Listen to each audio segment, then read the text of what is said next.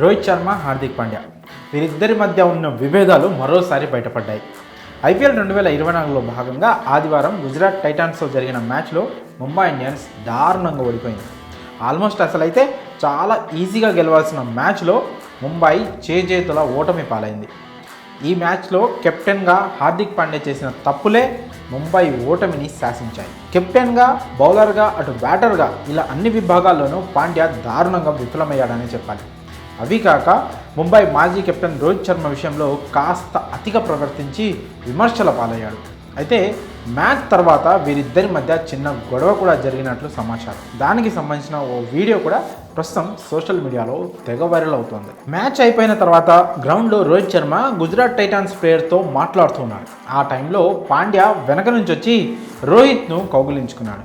వెంటనే వెనక్కి చాలా చిరాగ్గా తిరిగిన రోహిత్ శర్మ చాలా సీరియస్గానే పాండ్యాకు గట్టి క్లాస్ పీకాడు.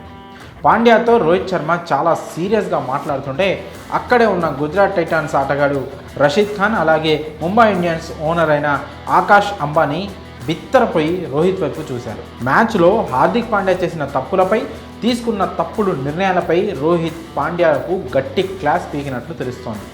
ఆ వీడియోలో రోహిత్ చాలా సీరియస్గా మాట్లాడుతున్నది మనం చూడొచ్చు.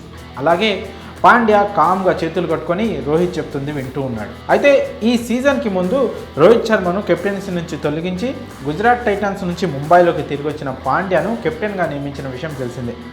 ఈ విషయంలో రోహిత్ శర్మ ఫ్యాన్స్ చాలా కోపంగా ఉన్నారు. అలాగే రోహిత్ కూడా కొంత అసంతృప్తిగా ఉన్నట్లు మనకు అర్థమవుతోంది. మరోవైపు డబ్బుల కోసం గుజరాత్ టైటాన్స్ను వీడి ముంబై ఇండియన్స్కు మారాడని పాండ్యాపై గుజరాత్ టైటాన్స్ ఫ్యాన్స్ కూడా చాలా కోపంగా ఉన్నారు. ఈ నేపథ్యంలో అటు రోహిత్ శర్మ ఫ్యాన్స్, ఇటు గుజరాత్ ఫ్యాన్స్ రెండు వైపుల నుంచి పాండ్యాకు పెద్ద తలనొప్పిగా మారింది.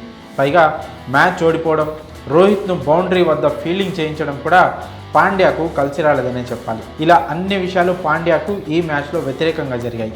మరి ఈ మ్యాచ్ తర్వాత రోహిత్ శర్మ పాండ్యాపై ఆగ్రహం వ్యక్తం చేయడంపై మీ అభిప్రాయాలను కామెంట్స్ రూపంలో తెలియజేయండి.